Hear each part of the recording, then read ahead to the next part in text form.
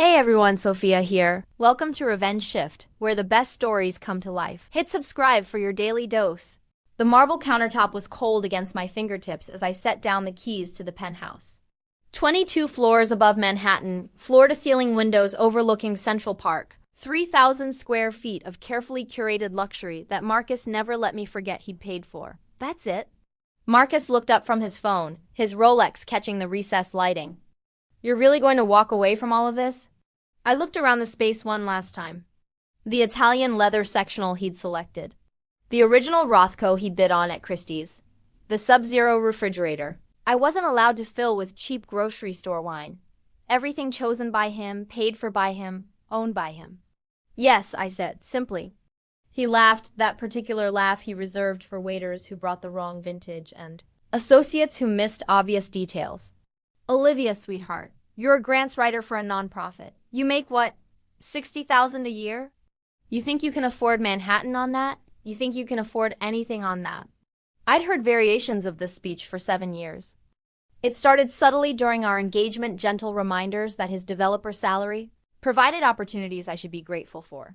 After the wedding, the reminders became less gentle. By our 5th anniversary, they'd become weapons deployed with surgical precision, usually in front of his business partners or my former friends. You're probably right, I said, picking up my purse. Probably? Marcus stood, his 6'2" frame designed to intimidate. It had worked for years. Definitely. Without my money, without my connections, without my name, you'd be nobody. You'd be exactly what you were when I met you. A teacher living in a studio apartment in Queens. Grading papers on a futon. I'd been a teacher then. A good one. Teacher of the Year for New York City public schools, actually, though Marcus had stopped mentioning that after the first year we were married. He preferred the narrative where he'd rescued me from poverty and obscurity. You wouldn't last a week, he continued, warming to his theme. He moved to the bar cart Waterford crystal decanters filled with scotch that cost more per bottle than my monthly student loan payment used to be. The credit cards would be declined. The doorman wouldn't let you into buildings like this. Your nonprofit friends would sympathize over cheap wine, but they couldn't actually help you. You'd be back here by Friday, begging me to reconsider. I watched him pour 3 fingers of Macallan 25. He'd explained the cost to me once. $400 per bottle. So you understand the value of what I provide, he'd said. Is that what you think would happen? I asked. I know it. He took a sip, studying me over the rim of his crystal tumbler. You've gotten comfortable here, Olivia. The spa appointments, the house in the Hamptons, the galas, the country club. You think you can walk away from that and be happy in some walk-up apartment with radiator heat and neighbors who play music too loud? The thing was, I'd been happy in that studio in Queens. I'd been happy grading papers, happy coaching the debate team, happy on the subway commute where I'd read novels Marcus later dismissed as beach reads not worth discussing. I'd been happy before. Marcus convinced me that happiness without luxury was delusion. You're too comfortable, he said again. Too soft now. You couldn't survive what I deal with every day, the pressure, the competition, the actual financial risk. You play with grants for community gardens while I manage $100 million development projects. We're not in the same universe, sweetheart. There it was. The core of every argument we'd had for 7 years. Distilled to its purest form. You're beneath me. You're lesser. You should be grateful I lowered myself to marry you. Thank you for clarifying where we stand, I said. He blinked. He'd expected tears, probably. Or anger. Or the desperate negotiation I'd attempted in earlier years when he said similar things, promises to be better. To understand his stress, to stop being so sensitive about his honesty. That's it, he said. That's your response? What else is there to say? I picked up my phone from the counter. You've made your position clear. You think I'm nobody without you. You think I'll fail within a week. There's nothing to argue about. So you're just going to walk out? Yes. To where? He actually laughed again. You can't even afford a hotel room in this city for more than a few nights. I didn't answer. I simply walked to the elevator, pressed the button, and waited. Behind me, I heard him set down his glass. Olivia, be serious. Where are you going to go? The elevator arrived. I stepped inside. This is ridiculous, he called out. You'll be back by the weekend. The doors closed on his face, confused now. Starting to shift from amusement to something else. concerned maybe that his sure thing wasn't responding to the script. I watched the numbers descend. 22, 21, 2019. At ground level, I nodded to Richard, the evening doorman who'd always been kind to me, who'd accepted my Christmas tips even though Marcus later told me I'd overpaid for service staff. "Evening, Mrs. Hendricks," Richard said, opening the door. "Just Olivia," I said.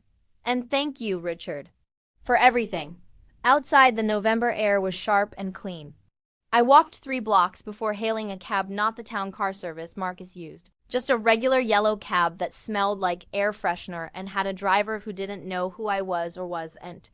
"The Carlisle, please," I told him. I'd made the reservation 3 days ago, after Marcus had compared my salary to his at a dinner party with his business partners. "She makes less than my associate's assistant," he'd announced, as if I weren't sitting right there. "But she looks beautiful at these events, which has value in itself, I suppose." His partners had laughed uncomfortably. Their wives had studied their wine glasses. And I'd smiled and nodded and played the role I'd perfected, the grateful wife who knew her place. That night I'd made 3 phone calls. The first was to Patricia Kim, the divorce attorney whose name I'd gotten from a women's crisis center where I'd volunteered before. Marcus had suggested I stop working with that demographic. Patricia specialized in high-asset divorces with power imbalances. She'd listened to my 30-minute summary of my marriage without interrupting once. "New York is an equitable distribution state," she'd said when I finished. "Everything acquired during the marriage is marital property, regardless of whose name is on the accounts. The penthouse, the Hamptons house, his increased earning potential, you're entitled to half of all of it." "He'll say I didn't contribute," I'd told her. "That his career success is entirely his own." "Did you attend business dinners?" "Yes, 2 or 3 per week for 7 years. Did you entertain clients?" "At our home, yes. Usually 6 to 8 times per month." "Did you manage household staff, coordinate his schedule, represent him at charitable functions that enhanced his professional reputation?" I'd started laughing. "Not from humor, from recognition." "I was his unpaid employee. You were his partner," Patricia corrected. "And legally, you're entitled to compensation for that partnership. New York courts recognize non-financial contributions to a marriage. The question is, how much evidence do you have?" That's when I'd made my second phone call to David Ramos, a forensic accountant Patricia recommended. David had worked on 3 of the highest-profile financial divorces in Manhattan history. He specialized in finding hidden assets, offshore accounts, and creative bookkeeping that spouses used to minimize what they'd have to share. "Bring me everything," he'd said. "Bank statements, tax returns, business documents, anything with his signature or yours. Even if you think it's irrelevant." I'd spent 2 days scanning documents while Marcus was at work. 7 years of paperwork he'd never thought to hide because he'd never imagined I'd look. Bank statements showing accounts I didn't know existed. Investment portfolios in his name alone, despite being funded during our marriage. And most interesting, real estate deals where my name appeared on loan documents as a cosigner, but never on ownership papers. "He's been using your credit to secure financing," David had explained on our call yesterday. "Your signature, your debt obligation, but none of the asset ownership. If any of these properties default, you're equally liable. But if they profit, you see nothing. That's called financial abuse, and it's going to cost him significantly in court." The third call had been to Margaret Chen, a financial advisor who'd been mentioned in a Forbes article about women rebuilding after divorce. I'd found the article 3 months ago, bookmarked it, and then finally called her last week. "Tell me about your financial situation," Margaret had said. "I have a checking account with about $12,000, I'd started. "It's the account my paycheck goes into. I have access to joint accounts with my husband, but I've never withdrawn significant amounts. I have a 401k from my teaching years with about $40,000. And I have one account he doesn't know about." "Tell me about that one." This was the part I'd never said out loud to anyone. 6 years ago, my mother died. She left me $200,000. Marcus said we should invest it in one of his development projects, that it would triple in value within 2 years. I told him I'd done that. I hadn't. I opened a separate account at a different bank and put it into index funds. How much is it worth now? As of yesterday, about $415,000. Margaret had been quiet for a moment. "You've been managing your own portfolio for 6 years?" "Yes, I read everything I could find about investing. I rebalanced quarterly. I reinvested all dividends. I've been tracking it in a spreadsheet. I'd paused. Marcus thinks I play Candy Crush on my phone during his business dinners. I've been monitoring the market. Olivia, Margaret had said slowly, your returns are better than most professional fund managers I know. The S&P 500 has averaged about 10% annual returns in that period. You've averaged over 14%. Do you understand what that means? That I got lucky? That you have a genuine talent for this? Have you ever thought about doing it professionally? I'd laughed. It had seemed absurd then 36 hours ago, when I was still pretending my marriage might be salvageable. I'm a grants writer. You were a grants writer. You were also a teacher. Before that, you were probably other things. But what I am seeing in these numbers is someone who understands financial analysis and risk management at a sophisticated level. After your divorce is finalized, I want to talk to you about opportunities. Now, sitting in the back of the cab heading to the Carlisle, I pulled up my phone and looked at the account Marcus didn't know existed. $415,347.82. My safety net, my insurance policy. My proof that I could survive just fine without him. The cab pulled up to the hotel. I paid in cash, tipped well, and walked into the lobby where I'd booked a junior suite for the next 2 weeks. It cost $3,000, which Marcus would have said was wasteful for a woman with my income. I thought it was an investment in my immediate future. The suite was small by penthouse standards, only 600 square feet, but it was mine. No Italian leather I couldn't sit on because it showed wear. No art I couldn't touch because it was investment grade. No rules about what I could keep in the refrigerator or which glasses to use for which drinks. I ordered room service, a burger and fries that would have made Marcus lecture me about maintaining my appearance and opened my laptop. At 9:47 p.m., I logged into our joint accounts and confirmed what I already knew. Marcus had $4.3 million in accessible accounts that were marital property.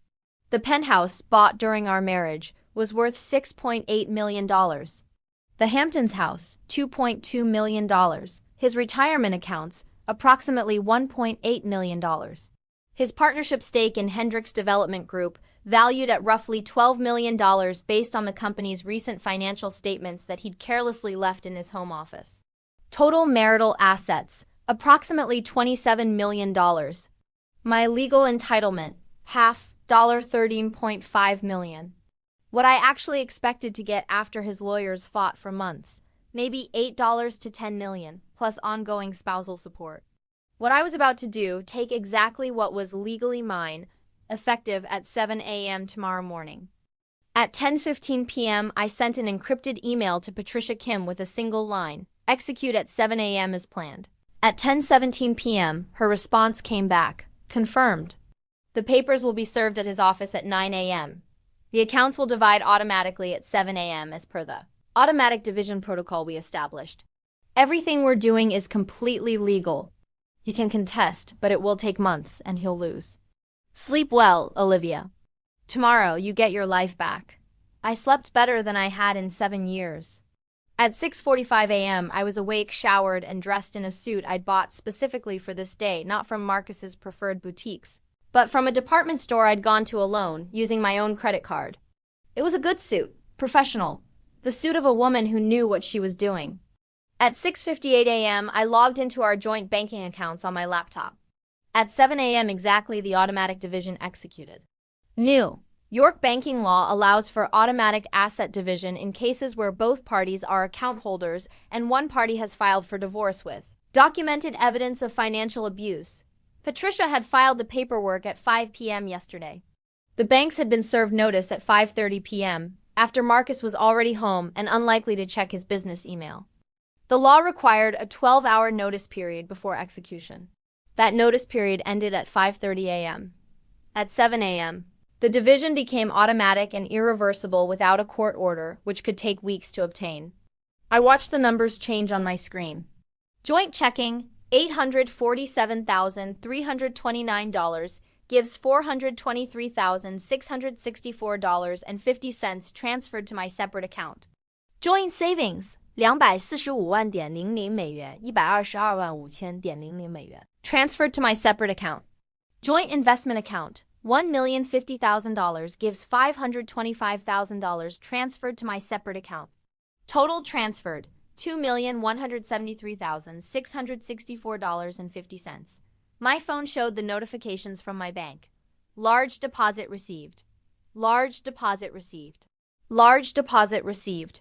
Combined with my existing $415,347.82, I now had $2,589,012.32 in accounts that were mine alone.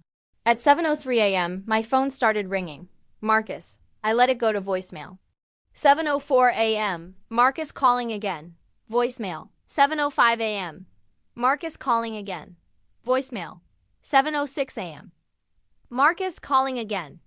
Voicemail. 7:05 a.m. Marcus calling again. Voicemail. 7:05 a.m. Marcus calling again. Voicemail. 7:06 a.m. Text from Marcus. What the fuck did you do to our accounts? 7:07 a.m. Marcus calling. Voicemail. 7:09 a.m. Marcus calling. Voicemail. 7:11 a.m. Marcus calling. Voicemail. 7:13 a.m. Text from Marcus. Call me right now. 7:14 a.m. Marcus calling. Voicemail. 7:15 a.m. Unknown number calling. I answered. Mrs. Hendricks? A woman's voice, professional and cold. This is Olivia Hendricks. This is Jennifer Walsh from Manhattan Private Banking. I'm calling regarding accounts that were divided this morning. Your husband is here at our offices demanding to speak with a manager about reversing the transfers. The transfers were legal, I said calmly. Executed according to New York banking law regarding marital asset division. One assume your legal department has confirmed this? A pause. They have. Mr. Hendricks is ... quite upset. He's asking for your contact information. I'd prefer you didn't provide that. Understood. I'm obligated to inform you that Mr. Hendricks has several margin calls coming due today that he was planning to cover using the funds that were transferred. Without those funds, he'll need to sell positions or provide additional collateral by noon. This was the part Patricia had explained to me. Marcus's investment strategy relied heavily on leverage borrowing money to make larger investments, using his existing assets as collateral. It was brilliant when markets went up. It was catastrophic when you suddenly had half as much collateral as you had yesterday. That's unfortunate, I said. But it's not my responsibility. No, ma'am. It's not. I'm simply informing you of the situation. Thank you for the call. I hung up. My phone immediately rang again. Marcus's father, Robert Hendricks, founder of Hendricks Development Group and the man who'd never quite forgiven his son for marrying a public school teacher instead of the Vanderbilt girl we had lined up. I let it go to voicemail. 7:23 a.m. Robert Hendricks calling again. Voicemail. 7:25 a.m. Marcus calling. Voicemail. 7:30 a.m. Unknown number. I answered. Olivia Hendricks? A man's voice this time, slightly nervous. Speaking. This is James Chen, senior partner at Hendricks Development Group. I'm calling because Marcus is... He's not responding rationally this morning, and we have several deals that need his attention. He mentioned you might know something about his banking situation. I filed for divorce yesterday, I said. Marital assets were divided according to New York law this morning. That's all I can tell you. I see. A long pause. Mrs. Hendricks, I don't know the details of your personal situation, but Marcus has 3 major deals closing this week that require his personal guarantee. If he's experiencing financial instability... That's between Marcus and the company, Mr. Chen. Of course. Of course. He sounded like he was choosing his words carefully. I just want to confirm, when you say marital assets were divided, do you mean ... Half of all joint accounts were transferred to my name this morning at 7 a.m. Everything was legal and documented. If Marcus has business obligations that require more capital than he currently has access to, that's his concern, not mine. I heard him exhale. Thank you for your candor, Mrs. Hendricks. And for what it's worth, I always thought Marcus was a fool not to appreciate what he had. He hung up before I could respond. By 8 a.m., Marcus had called 23 times. His father had called 7 times. I'd received calls from Marcus's business attorney, his personal banker, and someone who identified himself as a friend trying to help. I answered none of them. At 8:30 a.m., I went down to the hotel restaurant and ordered breakfast. Eggs Benedict, fresh orange juice, coffee that cost $12 a cup and was worth every penny. I was halfway through when my phone rang again. Patricia Kim. "Good morning," she said. "The process server is en route to Hendricks Development Group. He'll deliver the divorce papers to Marcus personally at 9 a.m. in front of his colleagues. Are you comfortable with that?" "Yes," I said. I'd specifically requested public service at his office. He'd humiliated me publicly for 7 years. Turnabout seemed fair. The papers include a full accounting of marital assets, documentation of financial abuse, and a request for equitable distribution plus compensatory damages for your unpaid contributions to his career. Patricia continued. "I expect his attorney will contact me by noon. They'll be angry, they'll threaten, and ultimately they'll negotiate. This could take months. I understand. In the meantime, the automatic division stands. He can't touch the funds transferred to your name without a court order, which he won't get. You have full control of your half of the marital assets as of this morning." "Thank you, Patricia. Thank you for being the most prepared client I've ever had," she said. "Most women in your situation don't think to document everything for 2 years before filing. You made my job easy." After breakfast, I walked through Central Park. It was a cold November morning, the kind where you could see your breath and the remaining leaves crunched under your feet. I'd walked this park hundreds of times with Marcus, always on his schedule, always cutting walks short when he got a business call or decided he was bored. This time I walked for 2 hours. Nobody called me back to the penthouse. Nobody asked where I was or when I'd be home. I wasn't going home. I didn't have a home. I had $2.6 million a hotel suite, and the entire city stretched out in front of me like a blank page. At 11:47 a.m., my phone rang. David Ramos, the forensic accountant. "Olivia, I finished my preliminary analysis of Marcus's business documents," he said. "We need to talk. Are you somewhere private?" I found a bench away from the walking path. "I'm alone." "What did you find?" 4 offshore accounts in the Cayman Islands that weren't disclosed on his financial statements. 2 shell corporations that own properties he's claimed as business assets but has used personally. And most significantly, he has been using your identity to secure financing on deals where he assisted you as a co-investor but never actually included you in the ownership structure. In English? He's been committing financial fraud using your name. If any of these deals go bad, you're legally liable for millions in debt while he keeps all the profits if they succeed. It's sophisticated enough that he likely had legal advice on how to structure it, which means he knew exactly what he was doing. My hands were shaking, not from fear, from rage. "Can we prove it?" "I already have. I've documented 12 separate instances over the past 5 years. The total potential liability he's exposed you to is approximately $8.3 million. The profit he's made from these structures is roughly $4.7 million, none of which has been shared with you. What do we do with this information? We have options. We can present it in divorce court to argue for a larger settlement you were unknowingly exposed to massive financial risk for his personal gain. Or ... double quotes, he paused. Or we can take it to the SEC and the FBI. What he's done crosses the line from civil fraud into criminal territory. Bank fraud, identity theft, wire fraud. We're talking federal charges. I watched a couple walk past, holding hands, laughing at something on one of their phones. They looked happy. They looked like they trusted each other. "Let's start with divorce court," I said. "If his behavior during the divorce process warrants escalation, we'll reconsider." "Understood." "I'm sending my full report to Patricia today. Olivia, this report is worth millions to your case. His lawyers are going to have a very bad day when they see it." After we hung up, I sat on that bench for another 20 minutes, watching the city move around me. Dog walkers, joggers, tourists, parents with strollers. People living their lives, unaware that mine was being completely reconstructed. My phone buzzed. A text from a number I didn't recognize. "Mrs. Hendricks, this is Richard from your building. Mr. Hendricks returned home at 11 a.m. He's been in the penthouse since then. He asked me to contact you if I heard from you. He seems very distressed. I told him I don't have your number. I wanted you to know in case you were planning to return." I typed back, "Thank you, Richard. I won't be returning. I appreciate your discretion." His response came immediately. "You deserve better than how he spoke to you." "Good luck, ma'am. I tipped Richard $300 at Christmas last year." Marcus had seen the amount and told me I was financially illiterate for overpaying service staff. Richard had been holding doors for me and accepting packages from me for 7 years with nothing but kindness and professionalism. Marcus had never learned his name. At 2:37 p.m., Patricia called again. Marcus's attorney just contacted me.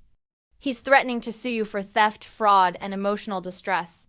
I told him to review New York marital asset law and call me back when he was ready to have a serious conversation. How angry is Marcus? On a scale of 1 to 10, 15. His attorney said he's barely coherent and demanding immediate reversal of the account division.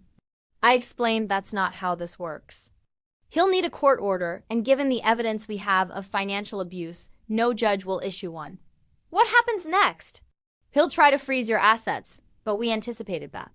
Your funds are in your separate account, established before the divorce filing, funded partially with your premarital inheritance. He has no legal claim to those funds. He'll try to argue for a reconciliation, which we'll reject. Eventually, probably in about 2 weeks, once reality sets in, his attorney will start negotiating seriously. That evening, back at the hotel, I ordered room service again and opened my laptop. I had work to do.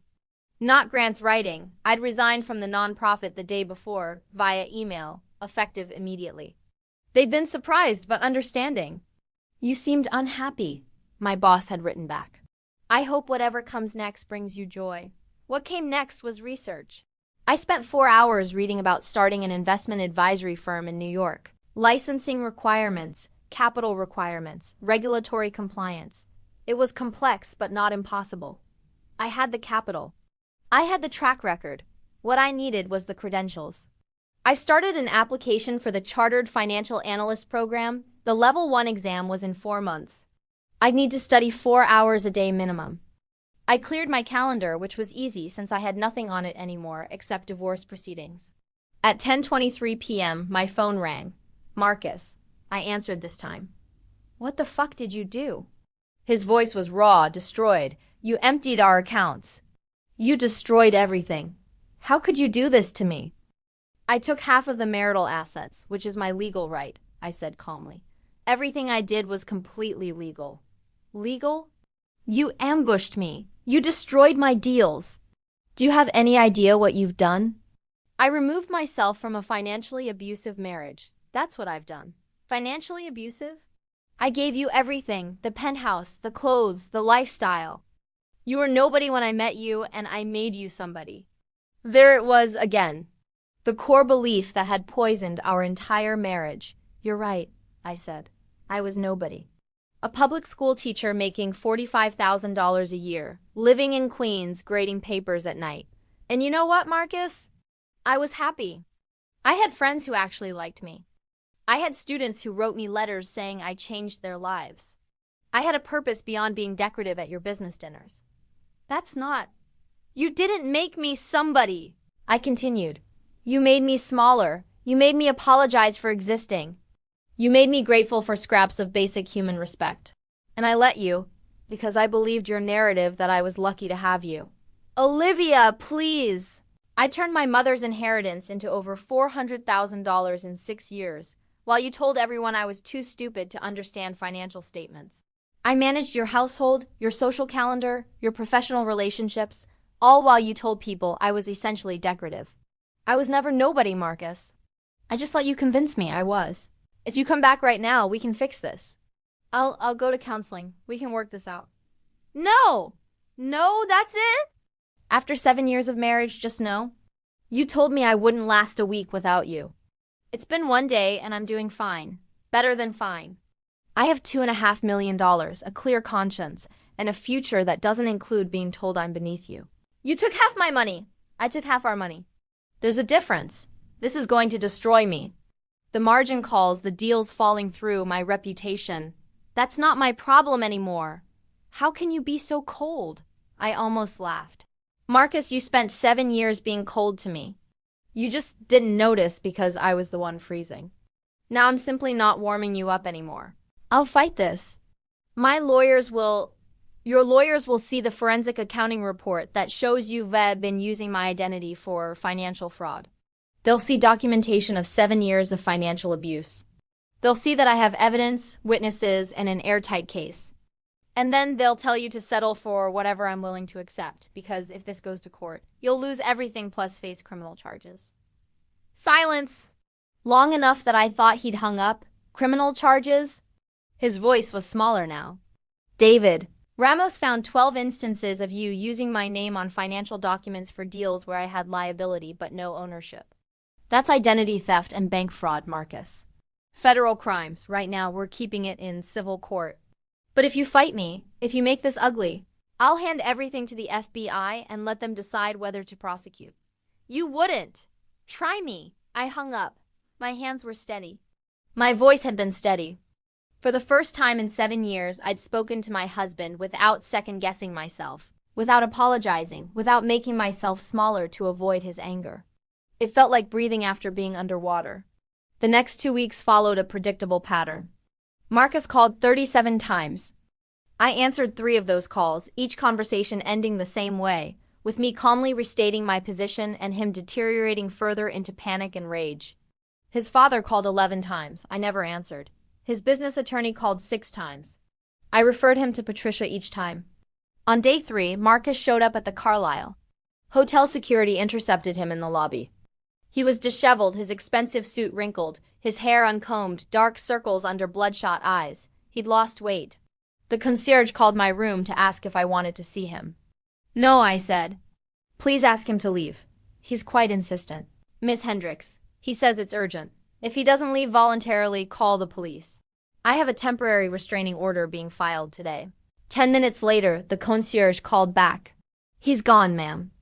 I apologize for the disturbance. Patricia's temporary restraining order was granted that afternoon. Marcus was to maintain a distance of at least 100 yards from me at all times. Violation would result in arrest. On day 5, I met with Margaret Chen at her office in Midtown. She'd reviewed my portfolio performance and had a proposal. I want to bring you on as a junior advisor, she said. You'll need to get your Series 65 license, which takes about 3 months of study and a test. During that time, you'll work with me learning client management, compliance, and strategy. Once you're licensed, you'll manage a small book of clients, probably starting with women going through divorces who need financial guidance. Why me? I asked. I have no formal experience. You have 6 years of documented returns that outperform 90% of professional managers. You have personal experience with financial abuse that will help you connect with clients who've experienced the same. And honestly, Olivia, you understand something most advisors don't. Money isn't about luxury. It's about freedom. I started the following Monday. On day 7, Marcus's business began unraveling publicly. The New York Times real estate section ran a story. Hendricks Development faces multiple deal failures as partner exits. The article was carefully worded, no mention of divorce, just personal matters that had caused financial restructuring. But in the insular world of Manhattan real estate development, everyone knew. Marcus's margin calls had forced him to sell positions at losses. 3 major deals had collapsed when his personal guarantees were called into question. 2 investors had pulled out of a hotel development, citing concerns about management stability. His partnership stake in Hendricks Development Group, the $12 million asset, was entitled to half of, was now under review by the company's board. Robert Hendricks was reportedly furious that his son. Personal drama was affecting the business he'd spent 40 years building. On day 10, I received a call from James Chen, the senior partner who'd called me on the first morning. Ms. Hendricks, I want to apologize for bothering you again, but I have a proposal. He sounded tired. The company is willing to buy out Marcus's partnership stake at a fair valuation. In exchange for your cooperation in the bout, we'd be willing to offer you a settlement significantly above what you'd get in a prolonged divorce negotiation. How much? We'd value Marcus's stake at $10 million below the $12 million theoretical value, but reflective of current market conditions. Your marital claim to half would be $5 million. We'd offer you $6 million for immediate settlement and your agreement to a non-disclosure agreement about the circumstances. $6 million. More than I'd ever imagined having. Enough to never work again if I didn't want to? I need to consult with my attorney, I said. Patricia's advice was immediate. Take it. It's more than we'd get in court, and it ends this cleanly.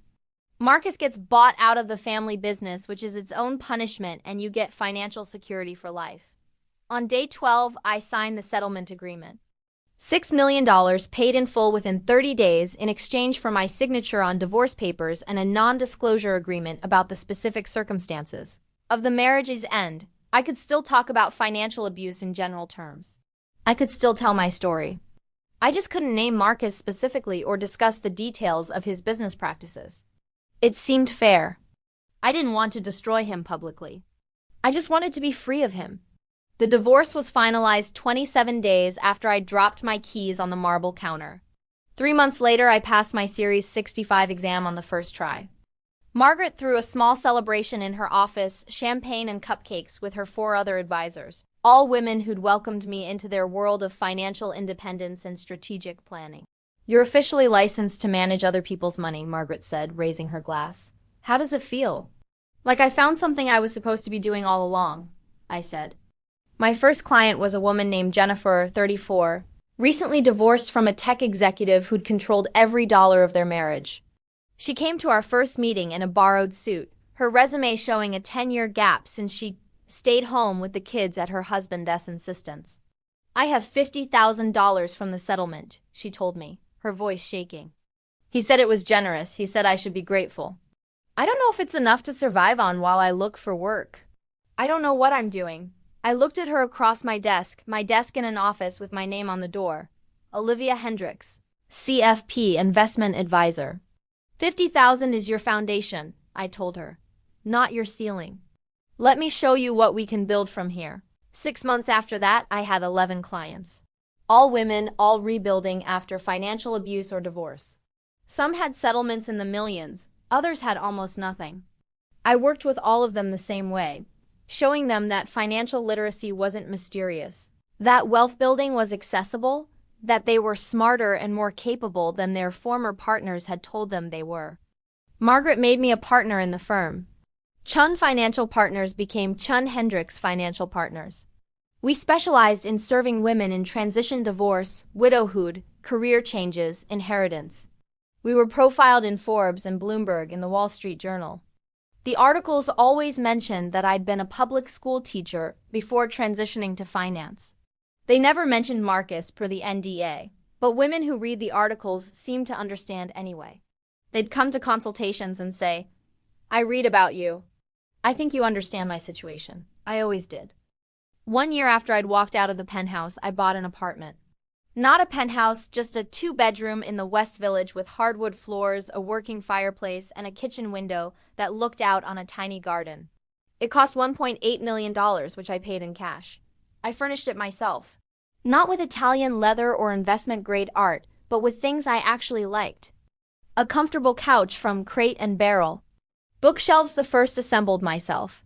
Art from a local artist whose work I'd seen at a street fair. Plants, so many plants that the apartment looked like a greenhouse. It was mine. Every piece, every choice, every dollar spent. I never saw Marcus again, though I heard about him occasionally through the interconnected world of Manhattan finance. He'd left Hendricks Development Group after the bout, started his own firm with a smaller investor. Married again quickly to someone I didn't know and didn't research. I hoped he treated her better than he'd treated me. I suspected he didn't. On the first anniversary of my divorce, Patricia called. "I have something to tell you. Marcus filed for bankruptcy last week. The new development firm failed. He's lost everything." I waited for satisfaction, for vindication, for the sweet taste of revenge. Instead, I felt nothing. Or not nothing, I felt relief that I'd gotten out when I did, that I wasn't tied to his financial decisions anymore. "Thank you for telling me," I said. "How are you? How's your daughter's soccer team doing?" We talked for 20 minutes about her life, her family, everything except Marcus. When we hung up, I realized I'd gone an entire day without thinking about him at all. That felt like the real victory. 2 years after I'd walked out, I started a foundation, the Independence Project. We provided financial literacy education, legal support, and emergency funds for women leaving financially abusive relationships. We helped them open bank accounts their partners didn't know about. We connected them with divorce attorneys who worked on sliding scales. We taught them how to understand financial statements, how to budget, how to invest, How to build wealth from nothing. Our first year, we helped 43 women. Our second year, 212. No, every woman who came through our doors heard the same message. You are not too stupid to understand money. You are not too weak to survive without him. You are not nobody without his name or his wealth.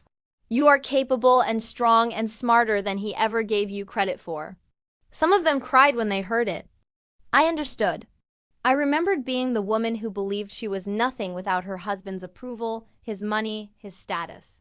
I remembered the moment I'd realized it was a lie.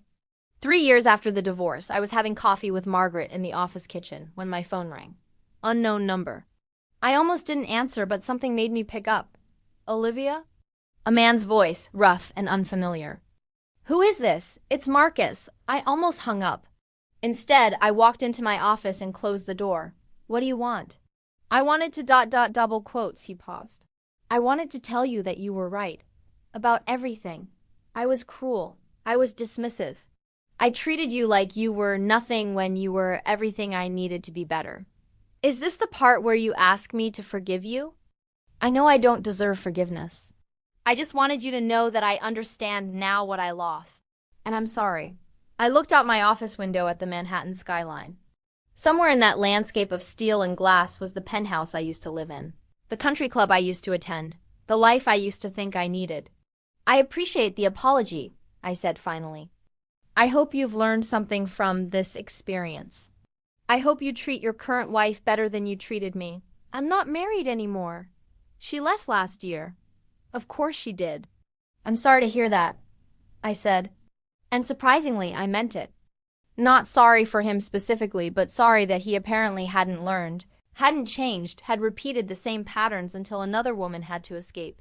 Are you happy? He asked. In your new life? I thought about my apartment with too many plants. My clients who sent thank you notes when we helped them understand their finances. My partnership with Margaret. My foundation that was changing lives, my bank account that was mine alone. My decisions that I made without asking permission or forgiveness. Yes, I said. I'm very happy. I'm glad. You deserve that. Thank you. I need to go now, Marcus. I have a client meeting. Right, of course. Goodbye, Olivia. Goodbye. I hung up, deleted the number.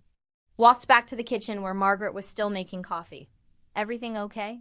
She asked. Everything's perfect, I said. Ready for the partner meeting? We walked to the conference room together, discussing quarterly returns and client acquisition strategies and the new financial literacy program we were launching for college students. I didn't think about Marcus for the rest of the day, or the next day, or the day after that. I thought about my clients, my work, my life. The life I'd built from nothing when someone told me I was nobody. The life that proved every single day that I'd always been somebody. I just needed to believe it myself. 5 years later, the Independence Project occupied an entire floor of a building in Midtown now.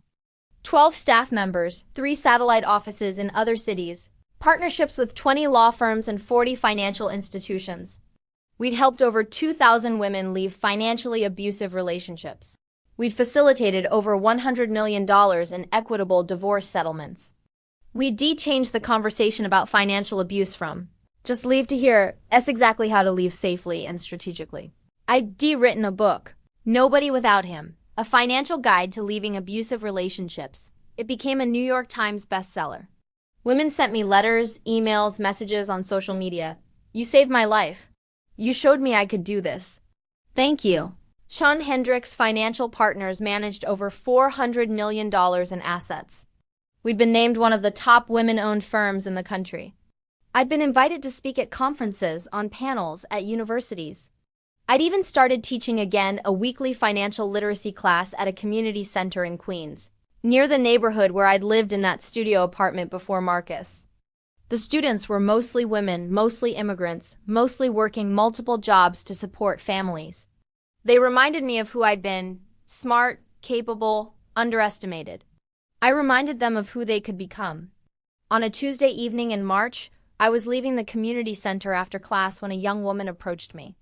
She couldn't have been more than 25, with careful makeup that didn't quite hide a fading bruise on her jaw. Ms. Hendricks, I read your book. I have $12,000 saved that my boyfriend doesn't know about. I think I need to leave, but I'm scared I don't have enough money to make it work. I looked at her, really looked at her. Saw the fear and the determination and the hope all mixed together. Remembered being in the Carlisle hotel room with $2.6 million and still feeling terrified of the future. $12,000 is enough, I told her. Not to live on forever, but to get started. Let me give you some information about our emergency fund program. We can help. She started crying. Not sad crying, relieved crying. Thank you. Everyone else told me to just leave, but nobody told me how. Nobody told me I could actually do it. You can do it, I said.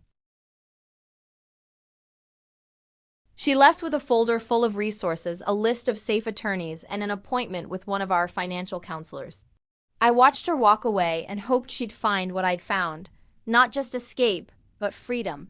Not just survival, but triumph. That night back in my apartment, with the plants and the comfortable furniture and the art I'd chosen myself, I poured a glass of wine, not $300 scotch, just a nice Pinot Noir that cost $18, at the bodega down the street and sat on my couch. My phone buzzed. A text from Margaret. New client tomorrow. High net worth divorce. Husband is a real estate developer. Sounds familiar? I smiled. I'll take it. I know the type. I finished my wine. Looked around my apartment at the life I'd built.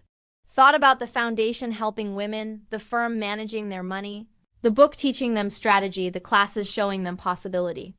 Marcus had been right about one thing. I was nobody without him. I was nobody's trophy. Nobody's decoration, nobody's diminished partner. I was just Olivia. And that had turned out to be more than enough.